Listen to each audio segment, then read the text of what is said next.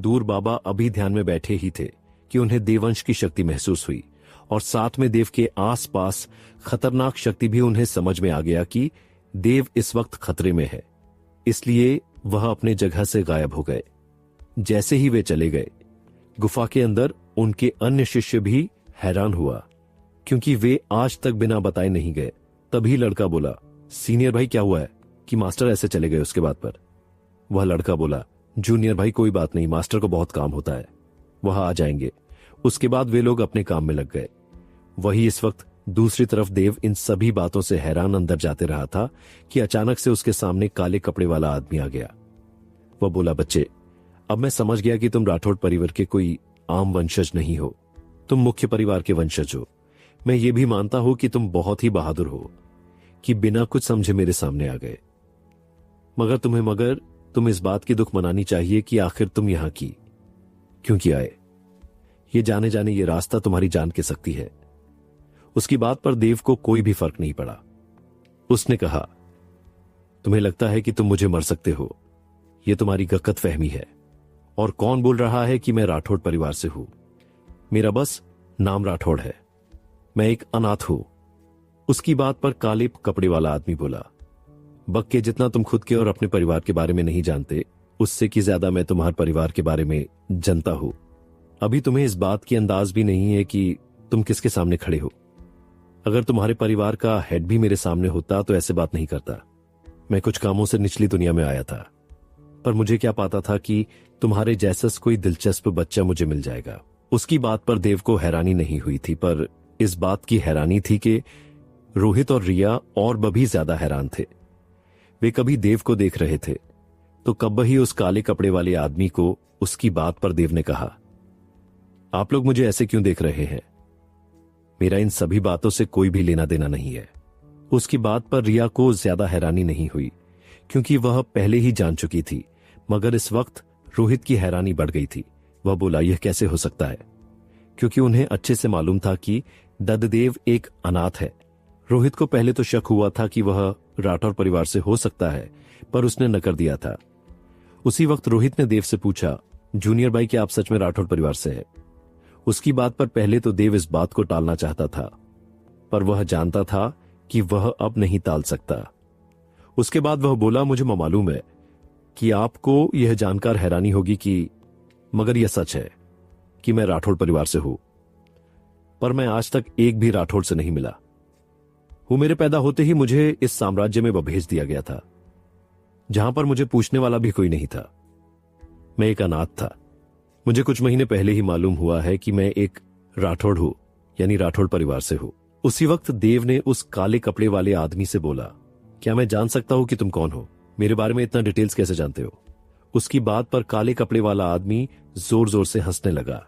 उसके बाद वह बोला, बच्चे, आज जब तुम मरने ही वाले हो तो मैं तुम्हें यह बात सकता हूं कि मैं राठौड़ परिवार का सबसे बड़े दुश्मन में से एक राजवात परिवार से हूं। उसकी बात सुनकर देव को हंसी आ गया। उसके बाद वह बोला, तुम्हें लगता है कि तुम और तुम्हारा परिवार राठौड़ परिवार के दुश्मन बनने के लायक भी एक छोटा सा परिवार खुद को राठौड़ परिवार का सबसे बड़ा दुश्मन बनने के लायक है? काले कपड़े वाला आदमी, जिसकी हंसी अब थम चुकी थी, ने देव को तीखी नजरों से घूरा। तू राजवाट परिवार का मजाक उड़ाता है लड़के, लेकिन तुझे हमारे बल की कोई खबर नहीं। राठौड़ों का अपना इतिहास हो सकता है, लेकिन हमारा भी एक इतिहास है, बदले और विश्वासघात की आग में तपाया हुआ। तुम्हारे परिवार का घमंड ही उसका पतन होगा। देव के होंठों पर हल्की सी मुस्कान उभरी। बड़ी बड़ी बातें करने वाला छाया में छुपता है। अगर तू इतना बड़ा दुश्मन है तो समय क्यों बर्बाद कर रहा है? दिखा तेरे पास क्या है। आदमी की आंखें सिकुड़ गईं। उनमें एक खतरनाक चमक उभरी। ठीक है बच्चे, तूने अपनी किस्मत खुद चुनी। एक तेज हलचल के साथ उसने अपना हाथ उठाया और उनके चारों ओर की हवा एक दमघोंटू ऊर्जा से भर गई। जमीन हल्के हल्के कांपने लगी और उसकी उंगलियों के आसपास काले धुएं की लपटें लहराने लगीं, जो एक भयावह आभा बनाकर दुष्टता के साथ धड़क रही थीं। रोहित आगे बढ़ा। उसकी आवाज में तनाव था। देव, सावधान, यह कोई साधारण लड़ाका नहीं है। मैं महसूस कर सकता हूं, इसकी शक्ति अस्वाभाविक है। रिया, जिसकी आंखें तीव्र ध्यान से चमक रही थीं, ने कहा, वह कुछ छुपा रहा है। उसकी शक्ति, ये सामान्य नहीं है। देव, पीछे हटो जब तक हमें पता न चले कि ये क्या है। लेकिन देव ने अपनी जगह नहीं छोड़ी। उसने अपनी मुट्ठियां भींच लीं और उसके शरीर से एक हल्की सी सुनहरी चमक निकलने लगी, जो उसकी अपनी शक्ति का संकेत थी। मैं पीछे नहीं हटूंगा। अगर ये राजवाट परिवार का इतना बड़ा दुश्मन है तो मैं इसे अभी और यहीं रोकूंगा। काले कपड़े वाले आदमी ने ठहाका लगाया। बच्चे, तुम्हारी हिम्मत काबिले तारीफ है, लेकिन मूर्खता भरी है। तुम्हें अंदाजा भी नहीं कि तुम किसके सामने खड़े हो। उसने अपनी बाहें फैलाईं और अचानक जंगल के पेड़ों के बीच से एक ठंडी हवा चली, जो अपने साथ एक अंधेरे बादल को लाई। बादल ने सूरज की रोशनी को ढक लिया और चारों ओर अंधेरा छा गया। देव ने अपने पैर जमाए रखे, उसकी आंखों में दृढ़ता थी। तुम जो भी हो, मुझे कोई फर्क नहीं पड़ता। मैंने अपनी जिंदगी सड़कों पर, अनाथ आश्रमों में और मुश्किलों में गुजारी है। तुम्हारी धमकियां मुझे डरा नहीं सकती। रोहित और रिया ने एक दूसरे की ओर देखा, फिर दोनों ने अपने हथियार निकाले। रोहित के हाथ में एक चमकदार तलवार थी और रिया ने अपने कमरबंद से एक चमकता हुआ खंजर निकाला। देव, तू अकेला नहीं है, रोहित ने कहा। हम तेरे साथ हैं। काले कपड़े वाले आदमी ने उनकी एकता को देखकर मुस्कुराया। तुम तीनों, कितना प्यारा दृश्य है, लेकिन तुम्हें लगता है कि तुम मेरे खिलाफ कुछ कर सकते हो। मैं वह शक्ति हूं जिसने राठौड़ परिवार के कई वीरों को धूल चटाई है, और आज तुम तीनों का अंत होगा। देव ने दोबारा अपने शक्तियों का इस्तेमाल किया। उसके बाद वह बोला। इतना ही नहीं, उसी वक्त देवांश भी वापस बाहर आ गया। इस वक्त देव ने पहले ही असुर तलवार को बाहर निकाल लिया। वह समझ गया कि इस वक्त इतना आसान नहीं है। उससे लड़ना उसकी शक्तियों की कोई थाह नहीं था। ऐसे लग रहा था कि काले कपड़े वाला आदमी उसके साथ खेल रहा था। देव चाहकर कुछ नहीं कर पा रहा था। वह जानता था कि काले जपड़े वाला आदमी जब चाहेगा वह उसे मार सकता था। इसलिए उसका गुस्सा भी बढ़ गया। इसी बीच उसके गुस्से के साथ साथ देवांश और भी खतरनाक होता जा रहा था। जैसे ही वह भी बहुत ज्यादा गुस्से में, उसने एक बहुत बड़ी दहाड़ लगाई, जिससे आसपास की जितनी भी जमीनों और पठारों में दरार पड़ने लगा। देव ने अपनी शक्तियों को भी आजाद कर दिया, जिससे उसके अंदर की बैगनी शक्तियां बाहर निकालने लगी। जैसे जैसे वह शक्ति बाहर निकलती गई, देव के आसपास के जगहों में दर्रे आने लगे। उसी वक्त देव तेजी से आगे बढ़ा और उस काले कपड़े वाले आदमी पर हमला कर दिया। उसकी शक्तियों को देखकर इस बार काले कपड़े वाला आदमी थोड़ा सीरियस हो गया। उसने किसी तरह अपने आप को संभाला। उसके बाद उसने भी अपनी आंखों को बंद किया तो उसके हट में एक काली दरांती आ गई। उसने भी देव पर हमला कर दिया। उसके एक ही हमले में देव कुछ दूर दीवार से जाकर टकरा गया। इस वक्त उसी हालत बहुत ज्यादा खराब था। वह उठ भी नहीं पा रहा था। वही जब काले कपड़े वाले आदमी ने यह देखा तो वह और भी हैरान हुआ, क्योंकि उसने सोच भी नहीं तो कि देव अभी भी जिंदा बचेगा। इससे देव को मरने का उसका इच्छा और भी बढ़ गई। वह जानता था कि वह देव को जिंदा नहीं रहने देना चाहता, नहीं तो वह राजवाट परिवार के लिए बहुत बड़ा खतरा बन सकता था। जैसे ही वह देव के ऊपर दोबारा हमला करने वाला था, अचानक हवा में एक तेज गूंज सुनाई दी और एक चमकदार प्रकाश ने अंधेरे को चीर दिया। बाबा, जिन्हें सभी ने गुफा में छोड़ा था, वहां प्रकट हुए। उनकी आंखों में एक प्रचंड अग्नि जल रही थी। राजवाट, उनकी आवाज गूंजी। तूने इस बार बहुत बड़ी गलती कर दी। सभी की नजरें बाबा की ओर मुड़ी।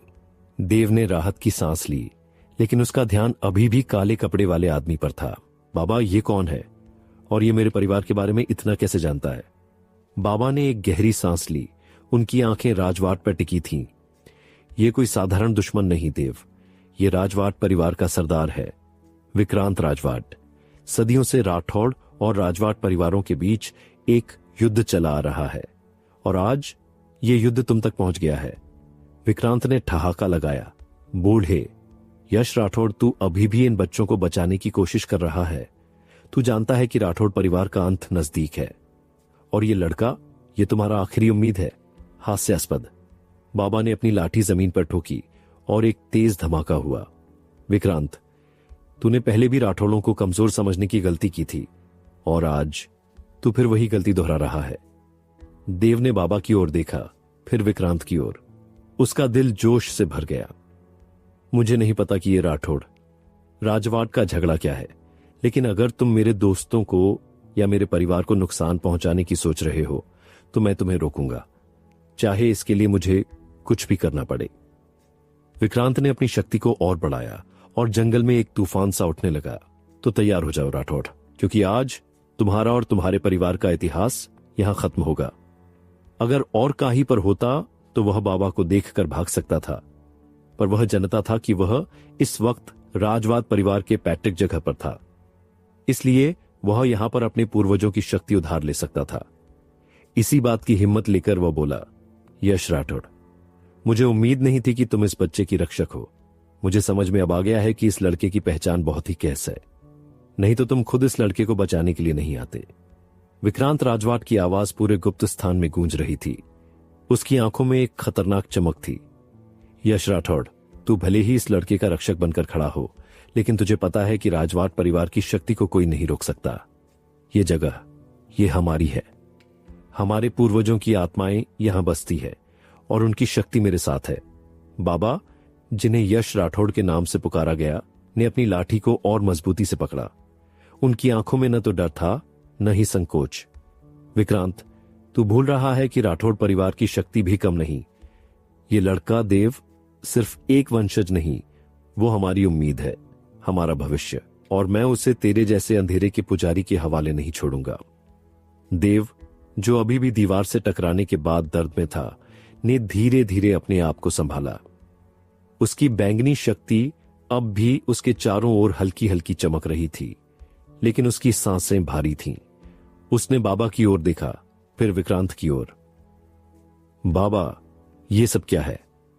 ये राजवाट और राठौड़ का झगड़ा, मुझे कुछ समझ नहीं आ रहा। लेकिन अगर ये आदमी मेरे दोस्तों या मेरे परिवार को नुकसान पहुंचाना चाहता है तो मैं इसे नहीं छोड़ूंगा। रोहित और रिया, जो अब तक चुपचाप स्थिति को देख रहे थे, अब और इंतजार नहीं कर सके। रोहित ने अपनी तलवार को और मजबूती से पकड़ा और बोला, देव, तू अकेला नहीं है, हम तेरे साथ हैं। चाहे ये विक्रांत हो या उसका पूरा परिवार, हम मिलकर इसका सामना करेंगे। रिया ने अपने खंजर को हवा में लहराया और कहा, विक्रांत, तुम्हें लगता है कि तुम्हारी शक्ति हमें डरा सकती है? हमने पहले भी मुश्किलों का सामना किया है और आज तुम्हारा अहंकार तुम्हें ले डूबेगा। विक्रांत ने ठहाका लगाया। उसकी हंसी जंगल में गूंज उठी। तुम तीनों बच्चों को लगता है कि तुम मेरे खिलाफ कुछ कर सकते हो? मैंने राठौड़ परिवार के सबसे बड़े योद्धाओं को हराया है। तुम्हारी ये छोटी मोटी शक्तियां मेरे सामने कुछ भी नहीं। उसने अपनी काली दरांती को हवा में घुमाया और उसके साथ ही जंगल में एक भयानक तूफान उठने लगा। पेड़ों की शाखाएं हिलने लगीं और हवा में एक ठंडी सिहरन फैल गई। बाबा ने एक कदम आगे बढ़ाया और अपनी लाठी को जमीन पर ठोका। एक तेज धमाका हुआ और उनके चारों ओर एक सुनहरी आभा फैल गई, जो विक्रांत की काली शक्ति को चुनौती दे रही थी। विक्रांत, तू भूल रहा है कि यह लड़ाई सिर्फ शक्ति की नहीं, बल्कि इरादों की भी है। देव के अंदर वो आग है जो राठौड़ परिवार को सदियों से जिंदा रखे हुए है, और आज वो आग तुझे जला देगी। देव ने अपनी शक्तियों को फिर से जागृत किया। उसकी बैंगनी शक्ति अब और तेज हो गई थी और उसके आसपास की जमीन कांपने लगी। उसने अपनी असुर तलवार को दोनों हाथों से पकड़ा और विक्रांत की ओर बढ़ा। मुझे नहीं पता कि मैं कितना शक्तिशाली हूं या मेरा परिवार कितना बड़ा है, लेकिन मैं इतना जानता हूं कि मैं अपने दोस्तों और अपने गुरु के लिए लड़ूंगा। तूने मुझे कमजोर समझा, लेकिन अब तुझे पता चलेगा कि एक राठौड़ भी क्या कर सकता है। विक्रांत ने अपनी दरांती को तेजी से घुमाया और एक काली ऊर्जा की लहर देव की ओर भेजी, लेकिन इस बार देव तैयार था। उसने अपनी तलवार को हवा में लहराया और उसकी बैंगनी शक्ति ने काली लहर को बीच में ही रोक दिया। दोनों शक्तियों के टकराने से एक जोरदार धमाका हुआ और पूरे गुप्त स्थान में धूल का गुबार उठ गया। मगर देव ने देखा कि इस वक्त भी इस काले कपड़े वाले आदमी को कुछ भी नहीं हुआ था। रोहित और रिया ने भी मौका नहीं छोड़ा। रोहित ने अपनी तलवार से विक्रांत पर ताबड़तोड़ हमले किए, जबकि रिया ने अपने खंजर से तेज और सटीक प्रहार किए। लेकिन विक्रांत की शक्ति इतनी प्रबल थी कि वह आसानी से उनके हमलों को रोक रहा था। उसने एक बार फिर अपनी दरांती घुमाई और एक काली लहर ने रोहित और रिया को पीछे धकेल दिया। बाबा ने देखा कि स्थिति बिगड़ रही थी। उन्होंने अपनी लाठी को हवा में उठाया और एक प्राचीन मंत्र का जाप शुरू किया। मंत्र की गूंज के साथ उनके चारों ओर एक सुनहरी दीवार बनने लगी, जो देव, रोहित और रिया को विक्रांत की शक्ति से बचाने लगी। देव, सुनो, बाबा ने कहा, तुम्हारी शक्ति तुम्हारे गुस्से में नहीं, बल्कि तुम्हारे विश्वास में है। अपनी शक्ति को नियंत्रित करो, अपने दिल में अपने परिवार की ताकत को महसूस करो। देव ने बाबा की बात सुनी और अपनी आंखें बंद की। उसने गहरी सांस ली और अपने अंदर की बैंगनी शक्ति को शांत करने की कोशिश की। जैसे ही उसने ऐसा किया, उसे एक अजीब सा एहसास हुआ। उसे लगा जैसे कोई उससे बात कर रहा हो, कोई प्राचीन आवाज जो उसके खून में बह रही थी। तू राठौड़ है, आवाज गूंजी, हमारी शक्ति तेरे साथ है। देव ने अपनी आंखें खोली और इस बार उसकी बैंगनी शक्ति एक नई तीव्रता के साथ चमक रही थी। उसने अपनी तलवार को हवा में उठाया और एक जोरदार चीख के साथ विक्रांत पर हमला किया।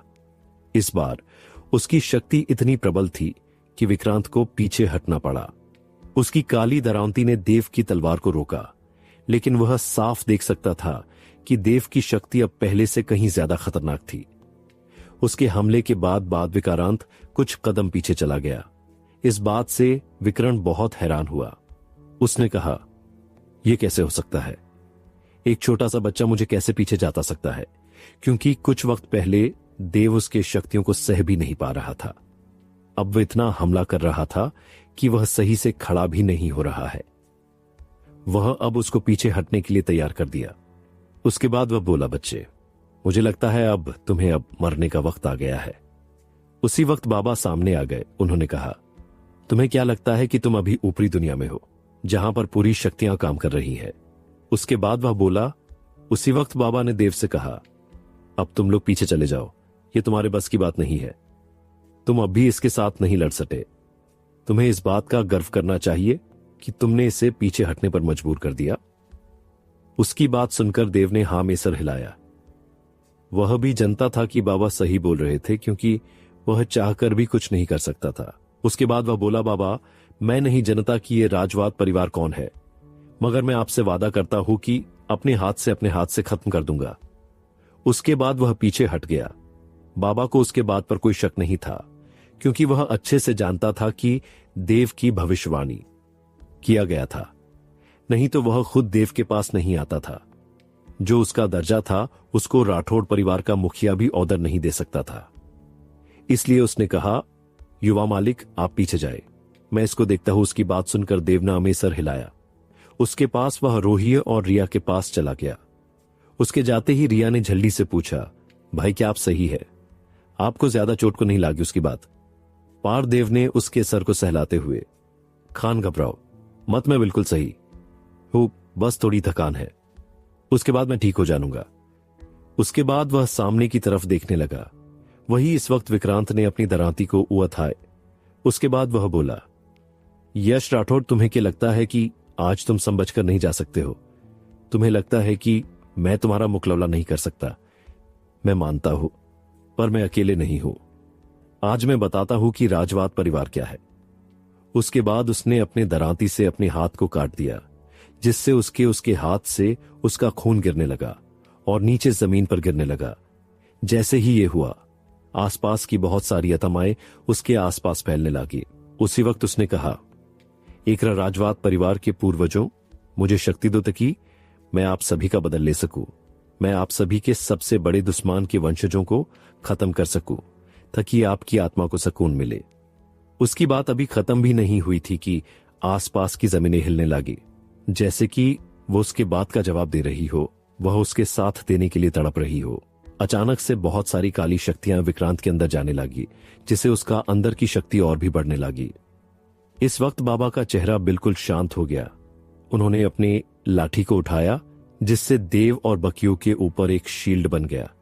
उसके बाद बाबा मुड़े और विक्रांत से बोले, तुम अपनी बदले और चालाकी में इतने आगे बढ़ गए कि तुम्हें मालूम ही नहीं रहा कि तुम यहां पर अपनी शक्तियों को दबा के हो, और चाहे कितनी भी शक्तियों को अपने अंदर कर लो, तुम्हारी शक्तियां उससे ज्यादा नहीं बढ़ पाएगी।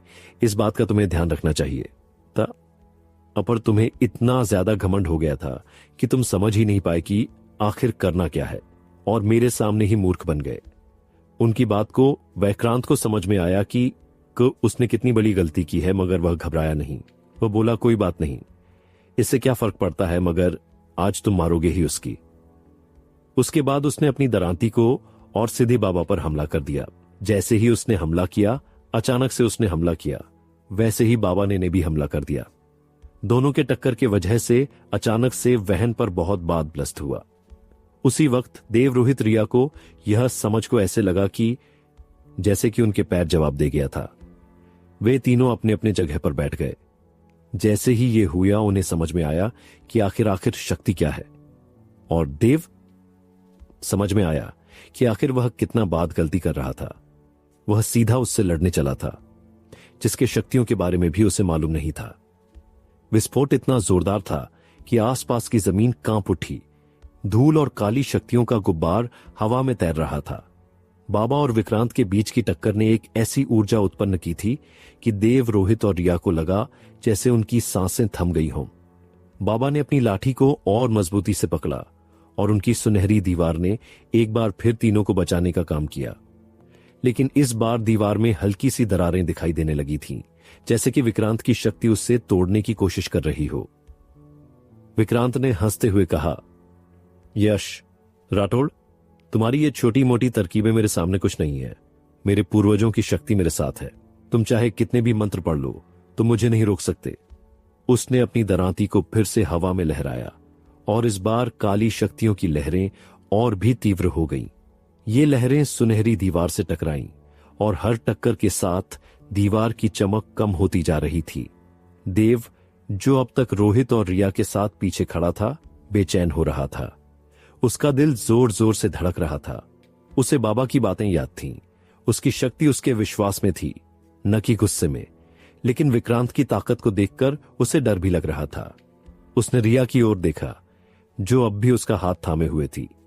रिया की आंखों में डर था, लेकिन साथ ही एक विश्वास भी था। भाई, तुम कर सकते हो, रिया ने धीमी आवाज में कहा। मुझे पता है, तुम में कुछ खास है। रोहित ने भी हौसला बढ़ाया। देव, बाबा सही कह रहे हैं। ये लड़ाई ताकत की नहीं, दिल की है। हमें मिलकर लड़ना होगा। देव ने एक गहरी सांस ली और फिर से अपनी आंखें बंद की। उसने उस प्राचीन आवाज को फिर से सुनने की कोशिश की जो उसे पहले सुनाई दी थी। तू राठौड़ है। आवाज फिर से गूंजी, इस बार और साफ। तेरे खून में हमारे पूर्वजों की शक्ति है, लेकिन याद रख, ये शक्ति तब तक अधूरी है जब तक तू अपने साथियों पर भरोसा नहीं करता। देव ने आंखें खोलीं और इस बार उसकी बैंगनी शक्ति और भी तेज चमक रही थी। उसने रोहित और रिया की ओर देखा और कहा, हम ये लड़ाई अकेले नहीं लड़ रहे, हम तीनों एक हैं। उसने अपनी तलवार को फिर से उठाया और रोहित और रिया को इशारा किया कि वे उसके साथ आएं। बाबा ने स्थिति को भांप लिया। उन्होंने अपनी लाठी को जमीन पर ठोका और एक बार फिर मंत्रों की गूंज शुरू हुई। इस बार मंत्र और तेज थे, जैसे कि वे हवा को चीर रहे हों। सुनहरी दीवार फिर से मजबूत हो गई और बाबा ने चिल्लाकर कहा, विक्रांत, तू भूल गया कि यह जगह राठौड़ों की है। यहां तेरी काली शक्तियां ज्यादा देर नहीं टिकेंगी। विक्रांत ने गुस्से में अपनी दरांती को और तेजी से घुमाया, लेकिन इस बार देव तैयार था। उसने अपनी तलवार को हवा में लहराया और उसकी बैंगनी शक्ति एक तेज रोशनी के साथ विक्रांत की काली लहरों से टकराई। टक्कर इतनी जबरदस्त थी कि विक्रांत कुछ कदम और पीछे हट गया। उसका चेहरा अब गुस्से और आश्चर्य से भरा था। यह कैसे संभव है? विक्रांत चीखा, तुम एक बच्चे हो, तुम्हें इतनी शक्ति कहां से आई? देव ने जवाब नहीं दिया। उसने रोहित और रिया को देखा और दोनों ने एक साथ अपने हथियार उठाए। रोहित ने अपनी तलवार से एक तेज हमला किया, जबकि रिया ने अपने खंजर को फेंककर विक्रांत के कवच में सेंध लगाने की कोशिश की। उनकी एकजुटता ने विक्रांत को और भी परेशान कर दिया। बाबा ने इस मौके का फायदा उठाया। उन्होंने अपनी लाठी को हवा में घुमाया और एक नया मंत्र शुरू किया। इस बार मंत्र की शक्ति इतनी प्रबल थी कि जमीन पर सुनहरे रंग की रेखाएं बनने लगीं, जो विक्रांत की ओर बढ़ रही थीं। ये रेखाएं उसकी काली शक्तियों को कमजोर करने लगीं। विक्रांत ने महसूस किया कि उसकी शक्ति धीरे धीरे कम हो रही थी। नहीं, विक्रांत चिल्लाया, मैं हार नहीं मानूंगा। उसने अपनी दरांती को जमीन में गाड़ दिया और एक बार फिर काली आत्माएं उसके चारों ओर इकट्ठा होने लगीं।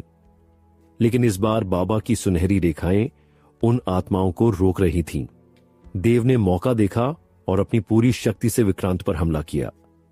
उसकी तलवार से निकलने वाली बैंगनी रोशनी इतनी तेज थी कि विक्रांत की काली शक्तियां उसका मुकाबला नहीं कर पाईं। एक जोरदार धमाके के साथ विक्रांत की दरांती टूट गई और वह जमीन पर गिर पड़ा। लेकिन लड़ाई अभी खत्म नहीं हुई थी। विक्रांत ने हंसते हुए कहा, तुमने मेरी दरांती तो तोड़ दी, लेकिन मेरी शक्ति मेरे अंदर है। ये बस शुरुआत है राठौड़, मैं वापस आऊंगा। इतना कहकर वह काली धुंध में बदल गया और हवा में गायब हो गया। देव, रोहित और रिया थककर जमीन पर बैठ गए। बाबा ने उनकी ओर देखा और मुस्कुराए। तुमने आज बहुत बड़ी जीत हासिल की है देव, उन्होंने कहा, लेकिन यह लड़ाई अभी खत्म नहीं हुई है। विक्रांत वापस आएगा और अगली बार वह और भी खतरनाक होगा। तुम्हें अपनी शक्ति को और मजबूत करना होगा। देव ने बाबा की ओर देखा और कहा, मैं तैयार हूं बाबा, लेकिन मुझे एक बात समझ नहीं आ रही। ये राजवाट परिवार कौन है और मेरे खून में कौन सी शक्ति है? बाबा ने गहरी सांस ली और कहा, यह लंबी कहानी है देव, लेकिन इतना जान लो कि तुम राठौड़ हो और तुम्हारे पूर्वजों ने सदियों तक इस धरती की रक्षा की है। विक्रांत और उसका राजवाट परिवार तुम्हारे सबसे बड़े दुश्मन हैं। उनकी शक्ति अंधेरे से आती है और तुम्हारी शक्ति विश्वास और एकता से। रिया ने उत्सुकता से पूछा, तो अब हम क्या करें? बाबा ने मुस्कुराते हुए कहा, अब तुम्हें अपने अंदर की शक्ति को और समझना होगा। तुम्हें प्रशिक्षण लेना होगा और अपने पूर्वजों के रहस्यों को खोजना होगा। ये लड़ाई बड़ी है और इसके लिए तुम्हें तैयार रहना होगा। देव ने रोहित और रिया की ओर देखा और तीनों ने एक दूसरे को देखकर मुस्कुराया। उनकी आंखों में एक नया जोश था। वे जानते थे कि आगे का रास्ता मुश्किल होगा, लेकिन वे अब अकेले नहीं थे। उनकी एकता उनकी सबसे बड़ी ताकत थी। बाबा ने मुस्कुराते हुए कहा, अब तुम्हें अपने अंदर की शक्ति को और समझना होगा। तुम्हें प्रशिक्षण लेना होगा और अपने पूर्वजों के रहस्यों को खोजना होगा। यह लड़ाई बड़ी है और इसके लिए तुम्हें तैयार रहना होगा। देव ने रोहित और रिया की ओर देखा और तीनों ने एक दूसरे को देखकर मुस्कुराया। उनकी आंखों में एक नया जोश था। वे जानते थे कि आगे का रास्ता मुश्किल होगा, लेकिन वे अब अकेले नहीं थे। उनकी एकता उनकी सबसे बड़ी ताकत थी। इस वक्त देव के ऊपर से टेंशन खत्म हो गया था, पर एक बात अभी थी जो उसे परेशान करने वाली थी। उसी वक्त देव ने सोचा कि वह एक बार अगर बाबा को बता देगा तो अच्छा रहेगा, क्योंकि उसे अभी तक ऐसा कोई नहीं मिला था जो उसे धमका सके आकर। मगर इस बार उसने अपना सबक सीख लिया था कि इस दुनिया में कोई न कोई आपसे बेहतर होता है। उसके चेहरे के भाव को देखकर खुद बाबा भी खुश थे। वे समझ गए कि देव को यह बात समझ में आ गई कि वह गलत कहां पर था। उन्होंने कुछ नहीं कहा और देव के बोलने का इंतजार करने लगे। उसी वक्त देव उनके पास गया। उसके बाद वह बोला, बाबा एक और बात है जो मैं आपको बताने जा रहा हूं। उसकी बात पर बाबा हैरानी से उसे देखने लगे। उसकी बात पर देव के अंदर एक अलग ही आभा आ गया। उसके बाद वह बोला, बाबा इस दुनिया को यह बताने का वक्त आ गया है कि राठौड़ परिवार का उत्तराधिकारी अब भी जिंदा है और किसी की देखभाल करने वाला कभी राठौड़ का नेता नहीं बन सकता। उसके बाद वह बोला, और ये बात आज से 1 सप्ताह के बाद होगी जब मैं शर्मा परिवार में जाऊंगा, क्योंकि मुझे लगता है कि यह सब सरल नहीं है। उन्होंने नंदिनी को बंदी बनाया है और शाह परिवार के साथ शादी करना चाहते हैं, पर मैं चाहता हूं कि शाह परिवार और शर्मा परिवार को इस दुनिया से मिटा दिया जाए। उसकी बात पर बाबा बहुत हैरान हुए। उन्होंने कहा, युवा मालिक, ये करना आपके लिए सही नहीं है, क्योंकि यह दाग आपको बदनाम कर सकती है और आपका आगे का रास्ता मुश्किल हो सकता है। जिसके लिए आप अपने परिवार से दूर रहे, वह सब बर्बाद हो जाएगा। उनकी बात पर देव बोला, मैं नहीं जानता कि आप क्या बोल रहे हैं। मैं ये जानता हूं कि आज से 5 दिन के बाद पूरा शर्मा परिवार खत्म हो जाएगा, शाह परिवार भी। अगर इसके बीच कोई भी आता है तो उसको मेरा सामना करना होगा। उसकी बात पर बाबा को समझ में नहीं आ रहा था कि वे क्या कहें, क्योंकि देव उनकी सुन ही नहीं रहा था। वे अच्छे से जानते थे कि देव अपनी बात को नहीं टाल सकता, इसीलिए वे बोले, ठीक है युवा मालिक, मैं इसका इंतजार कर दूंगा। उसकी बात सुनकर देव के चेहरे पर मुस्कान आ गई। उसके बाद वह बोला, बाबा मैं जानता हूं कि आप क्या सोच रहे हैं, पर आप चिंता न करें। जब तक कि आप लोगों की जरूरत न हो, मैं राठौड़ परिवार की शक्ति का इस्तेमाल नहीं करूंगा। पर आपको मालूम होना चाहिए कि आज क्या हुआ था, इसलिए मैं नहीं चाहता कि फिर दोबारा ऐसी कोई गलती हो, क्योंकि बार बार मैं अपने दोस्तों को खतरे में नहीं डाल सकता। उसकी बात सुनकर बाबा को थोड़ी राहत मिली। उसके बाद वह बोले, युवा मालिक, आपको यह भी मालूम होना चाहिए और आपको समझ में आ जाना चाहिए कि आपकी जान कितनी कीमती है। अगर ये बात सबको मालूम हो जाए कि आप निचली दुनिया में हैं या परिवार से बाहर हैं, तो ये आपके लिए अंतहीन परेशानी लेकर आएगा। आपको मालूम भी नहीं होगा कि कैसी कैसी शक्ति आपको खत्म करने की कोशिश करेगी। वैसे ये विक्रांत को अभी सबसे निचले दुश्मन के रूप में माना जा सकता है। अभी आपको अंदाजा ही नहीं होगा कि आप कितने खतरे में पड़ सकते हैं, इसलिए मैं बोला कि आपका यह निर्णय गलत है। उनकी बात सुनकर देव के चेहरे पर एक मुस्कान आ गई।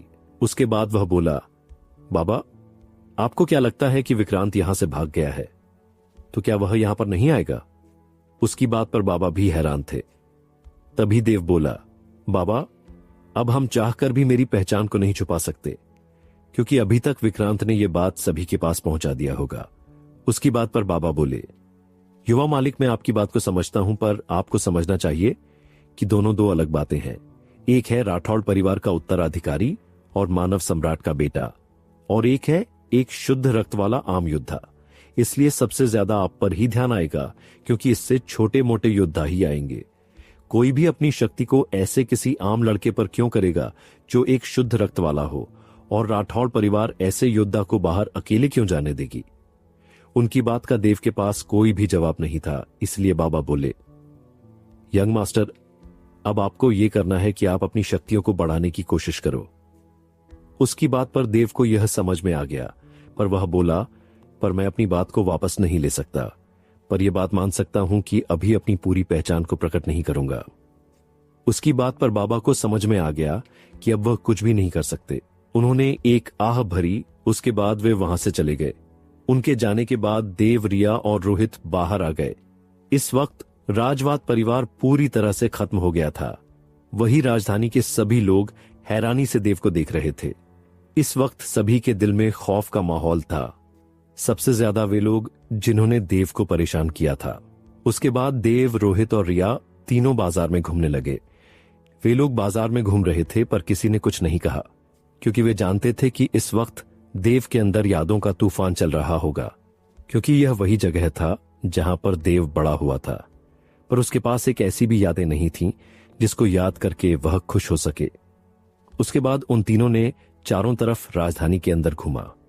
वही इस वक्त दूसरी तरफ उसी वक्त राजमहल में वही काले कपड़े वाला आदमी आया। उसके आते ही राजा ने उससे कहा, महाराज, मैंने आपका काम कर दिया है। देव अभी पूरी तरह से ठीक है, उसे कुछ भी नहीं हुआ है। उसकी बात पर उस आदमी ने व्यंग भरी मुस्कान से बोला, तुम्हें क्या लगता है कि तुम उसको बचा सकते हो? उसको बचाने वाला उसका खुद का रक्षक है, और अच्छा हुआ देव आ गया, नहीं तो तुम्हारा पूरा साम्राज्य खत्म हो जाता। साथ में हम भी कुछ नहीं कर पाते। उसकी बात सुनकर उस राजा को बहुत हैरानी हुई।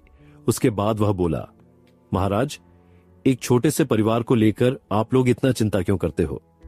अब तो वह खत्म भी हो गया है। उसकी बात पर वह आदमी बोला, कुछ नहीं हुआ। राजवाद परिवार के हिमशीरा का एक भाग पूरी पहाड़ अब भी अंदर है। जितना आसान देख रहे हो वह उतना सिंपल नहीं है, इसलिए अब जितनी जल्दी हो सके अपनी ताकत को बढ़ाओ, क्योंकि मुझे लगता है कि वे लोग बहुत जल्द आएंगे। उनका पहला लक्ष्य तुम ही होगे। उसके बाद राजा ने हां में सर हिला दिया। उसके बाद वह बोला, ठीक है महामहिम, आप जैसा बोलो। उसके इतना कहते ही वह आदमी अपने जगह से गायब हो गया। वही इसी वक्त बाजार में देव, रोहित और रिया से बोला, चलो, तुम लोग जब आ गए हो तो तुम्हें अपनी खास जगह पर लेकर चलता हूं। उसकी बात पर उन दोनों को भी खुशी हुई। उसके बाद वे लोग अनंत पहाड़ पर चले गए। वहां पर वे उसी चोटी के पास चले गए जहां अनंत खाई थी। जैसे ही वे लोग वहां पर गए, रिया को थोड़ा डर लगने लगा। उसी वक्त उसने कहा, भाई, क्या यह आपकी पसंदीदा जगह है?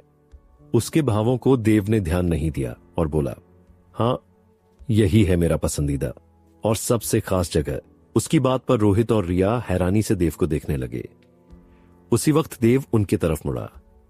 जब उसने उनका भाव देखा तो वह समझ गया कि वे लोग क्या सोच रहे हैं। उसके चेहरे पर एक मुस्कान आ गया। उसके बाद वह बोला, मैं जानता हूं कि तुम लोग क्या सोच रहे हो कि ये मेरा पसंदीदा जगह कैसे हो सकता है। उसकी बात पर देव बोला, जब मेरे पास कोई भी नहीं था तो यही खाई थी। आज जो भी मैं हूं तुम लोगों के सामने इसी खाई की वजह से हूं। उसके बाद उसके चेहरे पर एक मुस्कान आ गई और वह देविका के बारे में सोचने लगा। उसकी मुस्कान देखकर रोहित को लगा जैसे कि देव इस वक्त कुछ अलग व्यवहार कर रहा है। उसके बाद रोहित देव के पास चला गया। उसके बाद उसने उससे पूछा, जूनियर भाई क्या आप सही है ना? उसकी बात पर देव को ध्यान आया। उसने रोहित की तरफ देखते हुए कहा, सीनियर मैं बिल्कुल सही हूं। आपको क्या लगता है मुझे क्या हुआ है? उसकी बात पर रोहित बोला, जूनियर भाई जब से हम लोग यहां पर आए हैं आप अजीब अजीब सी हरकत कर रहे हैं, इसलिए मुझे बहुत हैरानी हो रही है।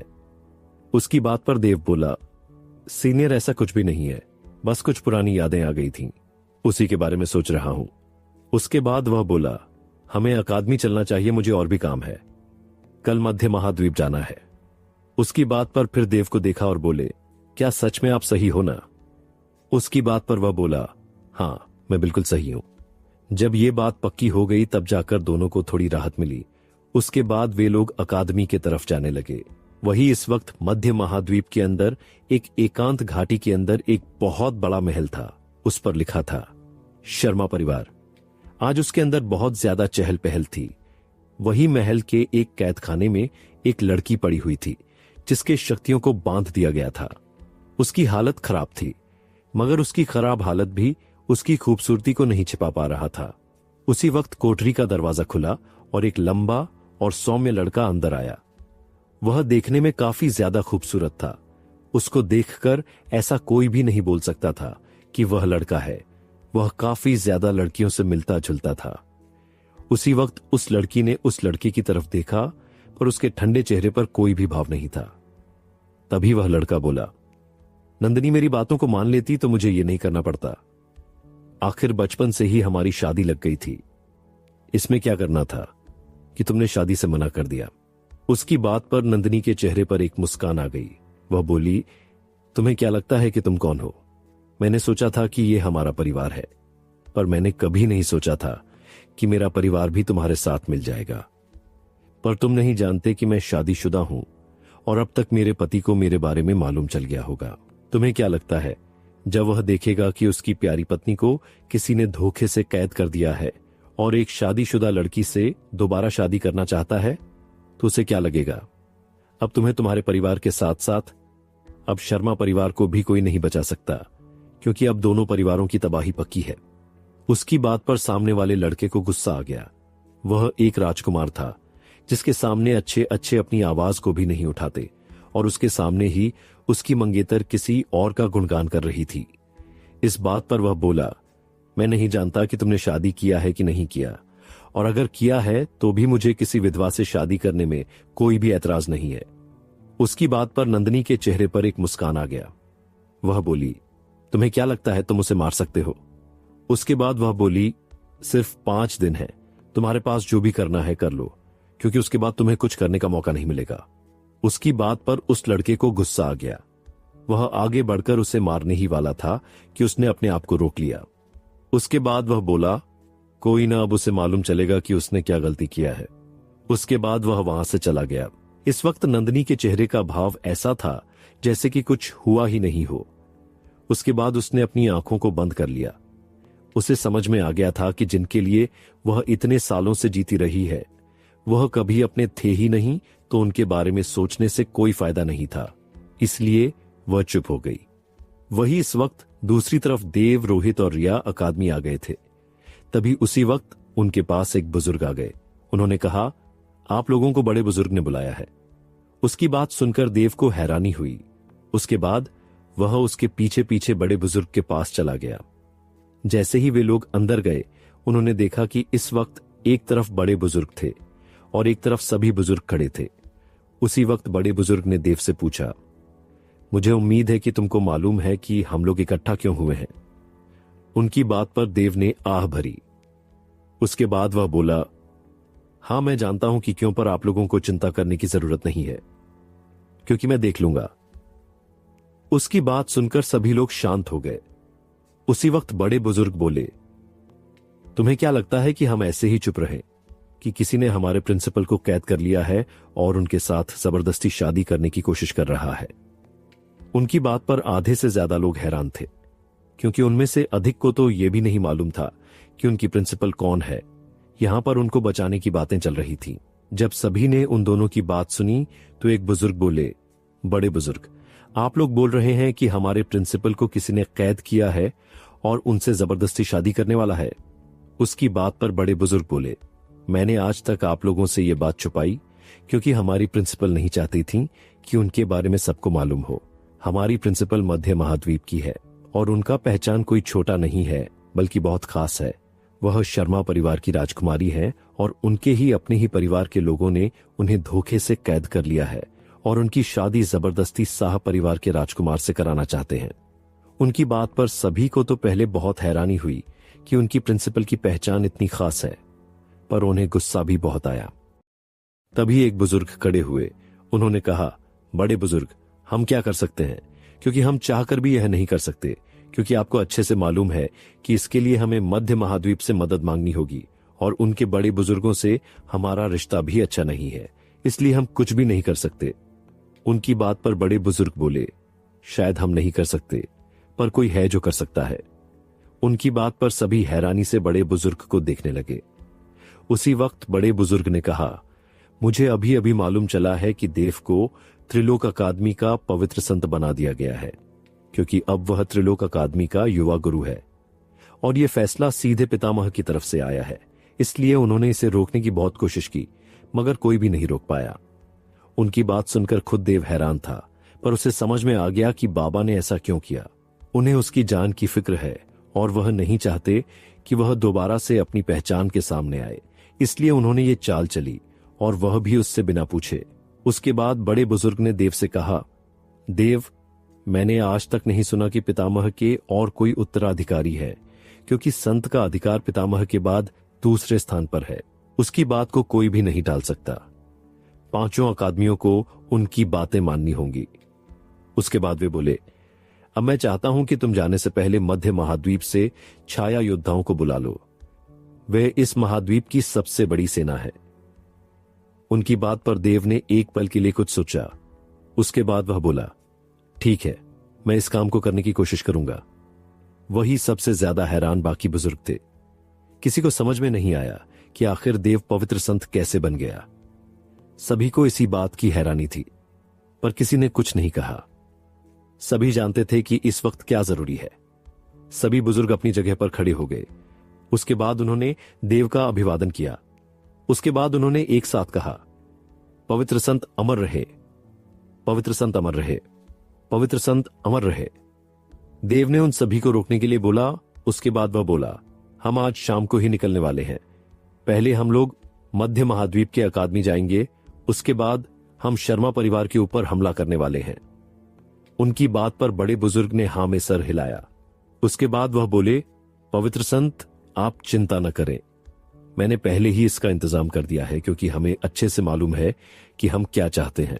उसके बाद वे बोले, हर अकादमी का एक वॉरमहल होता है जो हर अकादमी को जोड़ता है। अगर हम चलें तो 2 दिन के अंदर पहुंच सकते हैं। उनकी बात पर देव ने हां में सर हिलाया। उसके बाद वह बोला, आप सभी को इकट्ठा करें, हम लोग आज शाम को ही निकलने वाले हैं। उनकी बात पर बड़े बुजुर्ग ने हां में सर हिलाया और वे चले गए। नीलम का दुख और देव का साथ। उनके जाने के बाद देव सीधा नंदिनी के घर चला गया। जब वह वहां पहुंचा तो उसने देखा कि इस वक्त नीलम वहीं पर थी। उसके चेहरे पर अभी भी चिंता थी। देव को एक पल के लिए लगा कि उससे कुछ पूछ ले, मगर उसने अपने आप को संभाल लिया। उसके बाद वह बोला, क्या बात है, अभी तक तुम सोई नहीं? उसकी बात पर नीलम बोली, देव, मुझे दीदी की बहुत याद आ रही है। उसके बाद वह देव के सीने से लगकर रोने लगी। उसके बाद वह बोली, तुम्हें मालूम है, वह विक्रम साहब बिल्कुल भी अच्छा नहीं है। उसने न जाने कितनी लड़कियों की जिंदगी बर्बाद कर दी है, पर हम कुछ भी नहीं कर सकते। हमें अच्छे से मालूम है कि अगर हमने कुछ भी किया तो सब कुछ बिगड़ जाएगा। मैंने रोकने की कोशिश की, मगर वे लोग नहीं रुके। उसके बाद वह जोर जोर से रोने लगी। उसे रोते हुए देखकर देव ने उसके गालों को सहलाया। उसके बाद वह बोला, तुम्हें इस बात की चिंता करने की जरूरत नहीं है, जो करना है मैं देख लूंगा। जाओ, आराम करो, उसकी बात पर नीलम ने एक बार देव की तरफ देखा और बोली, मुझे कहीं पर भी नहीं जाना, बस तुम्हारे साथ रहना है। उसकी बात पर देव ने आह भरी। उसके बाद वह बोला, कोई ना, अब तुम मेरे साथ चल सकती हो। उसके बाद देव ने उसे अपनी गोद में उठाया और सोफे पर बैठ गया। उसके बाद वह बोला, आज शाम को ही मैं मध्य महाद्वीप जा रहा हूं, उसको बचाने के लिए। उसकी बात पर नीलम अपनी जगह पर बैठ गई और बोली, आज शाम को ही जा रहे हो? देव ने हां में सर हिलाया और बोला, मुझे लगता है कि तुम्हें अब मालूम नहीं है, पर तुम्हारा होने वाला पति अब त्रिलोक अकादमी का पवित्र संत है। उसकी बात सुनते ही नीलम अपनी जगह से उछलकर खड़ी हो गई। वह बोली, क्या बात कर रहे हो? क्या यह सच है? देव ने हां में सर हिलाया। मैं तुमसे झूठ क्यों बोलूंगा? तभी नीलम बोली, यह तो बहुत अच्छी बात है, अब हम उसे बचा सकते हैं। उसी वक्त देव बोला, शायद तुम्हें नहीं मालूम, पर तुम्हारी बहन भी कोई आम इंसान नहीं है, वह इस अकादमी की प्रिंसिपल है। उसकी बात सुनकर तो अब नीलम का सर फटने वाला था, क्योंकि उसे समझ में नहीं आया कि आखिर यह कैसे हो सकता है। नीलम की आंखें बड़ी बड़ी हो गई थीं। उसने कहा, पर मैं तो इतने दिनों से दीदी को जानती हूं, पर कभी भी उन्होंने ये बात नहीं बताई, और न ही उन्होंने घर पर कभी बताया था। अगर बताया होता तो उनका ये हाल नहीं होता। उसकी बात पर देव बोला, तुम्हारा पिता इतना ज्यादा लालची है कि वह चाहकर भी कुछ नहीं कर सकता। वह उसका फायदा उठाने से बाज नहीं आता, इसलिए उसने कभी भी कुछ नहीं कहा। जब नीलम ने उसकी बात सुनी तो उसे समझ में आया कि देव आखिर क्या कहना चाहता है, इसलिए वह बोली, पर तुम अब कैसे जाने वाले हो? तुम उन बड़े परिवारों के बारे में जितना आसान सोचते हो उतना आसान नहीं है, क्योंकि शायद तुम्हें नहीं मालूम कि हमारी अकादमी भी दोनों परिवारों का सामना नहीं कर सकती। उसकी बात पर देव को कोई हैरानी नहीं हुई। वह बोला, तुम्हें इस बात की चिंता करने की जरूरत नहीं है। रही बात मैं क्या करने वाला हूं, घबराओ मत, वक्त आने पर सब समझ में आ जाएगा, वरना सभी बातें तुम्हारे सर के ऊपर से ही जाएंगी। उसकी बात पर नीलम उसे घूरने लगी। देव को हंसी आ गई, पर वह कुछ भी नहीं बोला। अकादमी की विदाई और रोहित का रहस्य। अकादमी में बड़े बुजुर्ग ने रक्षक और कुछ बुजुर्गों के साथ साथ छोटे बुजुर्गों को अकादमी में छोड़ दिया और बोले, आप लोग अकादमी की रक्षा की जिम्मेदारी उठाओ, बाकी का काम आप हमारे ऊपर छोड़ दो। छोटे बुजुर्ग बोले, महान बुजुर्ग, आप चिंता न करें, हम लोग बाकी ध्यान रख लेंगे। अगर कोई भी गड़बड़ होती है तो आपको जल्दी से बता देंगे। बड़े बुजुर्ग ने हां में सर हिलाया और वहां से चले गए। बड़े बुजुर्ग अपनी जगह पर बैठ गए और आह भरी, पता नहीं कब उस मासूम सी बच्ची को राहत मिलेगी। शाम को जैसे ही सभी लोग वॉर्महोल के पास जाने लगे, उसी वक्त नीलम भी देव के पास आ गई और बोली, मैं भी तुम्हारे साथ जाऊंगी। देव बोला, तुम क्या करने जाओगी? तुम्हें मालूम है ना कि मैं क्या करने वाला हूं, और तुम उस वक्त कमजोर पड़ जाओगी। मैं नहीं चाहता कि कोई भी मेरे साथ कमजोर पड़े। नीलम बोली, तुम्हें क्या लगता है मैं कमजोर हूं? यह तुम्हारी गलत फहमी है। बहुत जल्द तुम्हें मालूम चल जाएगा कि नीलम क्या चीज है। उसने अपनी मुट्ठियां बांधी और देव की तरफ देखने लगी। तुम्हें विश्वास नहीं है तो तुम आजमा सकते हो। देव ने आह भरी। उसके पास कोई रास्ता नहीं था, इसलिए वह बोला, ठीक है, चल सकती हो, पर जो कहूं वही करना। नीलम ने हां में सर हिलाया। उसी वक्त रोहित भी आ गया। देव ने कहा, सीनियर, मैं जानता हूं कि आप क्या चाहते हैं, पर मैं आपको इस बार नहीं मान सकता, क्योंकि इस बार मेरी लड़ाई आसान नहीं है। एक छोटे से परिवार से लड़ने के वक्त भी मैंने आप लोगों के ऊपर खतरा डाल दिया था। अगर मैं दोबारा से ये करता हूं तो बहुत ज्यादा परेशान कर सकता हूं। रोहित कुछ कहना चाहता था, पर वह जानता था कि देव बहुत जिद्दी है। वह बोला, ठीक है, मगर तुम्हें लगता है कि तुम परेशान हो तो तुम मुझे बता सकते हो, मैं तुम्हारी पूरी मदद करने की कोशिश करूंगा। देव मुस्कुराया, ठीक है, अगर मुझे ऐसी कोई जरूरत पड़ेगी तो मैं आप लोगों को बता दूंगा, पर आप रिया को यह बात मत बताना कि मैं क्या करने जा रहा हूं। उसको सिर्फ इतना बताना कि मैं अकादमी जा रहा हूं। रोहित के चेहरे पर मुस्कान आ गई। ठीक है, मैं उसको बता दूंगा कि तुम अकादमी ही गए हो, पर पता नहीं वह कब से गायब है, जब से हम लोग आए हैं। देव को हैरानी हुई, मगर उसने कुछ नहीं कहा और वॉर्महोल में चला गया। उसके पीछे बड़े बुजुर्ग और कुछ बुजुर्ग भी चले गए। उनके जाने के बाद रोहित भी अपने घर चला गया। जैसे ही वह घर पहुंचा, उसके पीछे एक आदमी प्रकट हुआ और बोला, युवा गुरु, आपको अब अपने परिवार में जाना चाहिए, क्योंकि आपको आए हुए बहुत दिन हो गए हैं। रोहित बोला, आपको क्या लगता है कि मैं यहां पर क्यों हूं? आप जाकर परिवार वालों को बता दें कि मैंने परिवार का काम पहले ही कर दिया है, क्योंकि राठौड़ परिवार का युवा स्वामी मेरा सबसे अच्छा दोस्त है। उसकी बात पर उस आदमी ने जल्दी से बोला, तो युवा गुरु, आपको उससे अच्छे से दोस्ती करनी चाहिए ताकि उनका लहजा हमारी तरफ हो।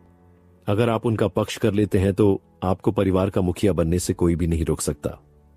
रोहित बोला, आप जाकर पापा से बोल दें कि सिर्फ उसका साथ चाहिए तो सही है, नहीं तो अगर उसको इसके अंदर खींचना है तो ये आप सभी के लिए बहुत नुकसानदायक होगा, क्योंकि वह आदमी बहुत ही खतरनाक है। यहां तक कि वह ऊपरी दुनिया के लोगों से भी नहीं डरता, और जितनी तेजी से उसकी शक्तियां बढ़ रही हैं, अब मैं भी उसे नहीं हरा सकता। कुछ वक्त पहले वह मेरे सामने खड़ा भी नहीं हो सकता था, पर कुछ ही दिनों के बाद अब मैं उसके सामने खड़ा नहीं हो सकता। उसकी बात सुनकर रोहित बोला,